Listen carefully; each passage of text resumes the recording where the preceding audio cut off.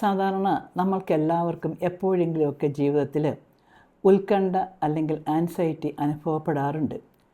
അടുത്ത ആഴ്ച ഒരു പ്രധാനപ്പെട്ട എക്സാം ഉണ്ട്, അല്ലെങ്കിൽ ഒരു ഇൻ്റർവ്യൂ ഉണ്ട്, അല്ലെങ്കിൽ നമുക്കൊരു പ്രധാനപ്പെട്ട ഒരു സ്പീച്ച് കൊടുക്കാനുണ്ട്.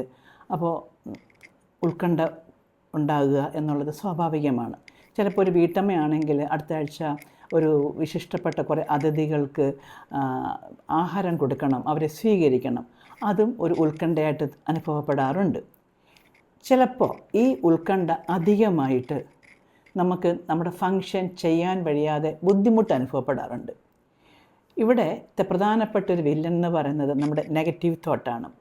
എന്നെക്കൊണ്ട് പറ്റില്ല, ഞാൻ പരാജയപ്പെട്ടു പോകും, എനിക്കതിനുള്ള കഴിവില്ല, ഇങ്ങനെയൊക്കെയുള്ള ചിന്തകളാണ് നമുക്ക് കൂടുതലും ഉത്കണ്ഠ ഉണ്ടാക്കുന്നത്. നമ്മൾ ശ്രദ്ധിച്ച് നോക്കാമെങ്കിൽ അറിയാം, നമ്മുടെ ചിന്തകളൊക്കെ നെഗറ്റീവായിരിക്കും. ഈ നെഗറ്റീവ് ചിന്ത വരുമ്പോൾ നമ്മുടെ ബ്രെയിനിൽ ബാഡ് ഫീലിംഗ് കെമിക്കൽസ് വരും, നമുക്ക് ഈ ടെൻഷൻ ആദി ഉണ്ടാവും.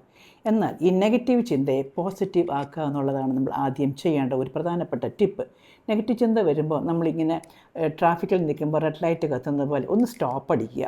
എന്നിട്ട് ഈ നെഗറ്റീവിനെ നമ്മളൊന്ന് ഒരു രണ്ട് പോസിറ്റീവ് തോട്ടെങ്കിലും പറഞ്ഞ് അതിനൊന്ന് അറ്റാക്ക് ചെയ്യുക.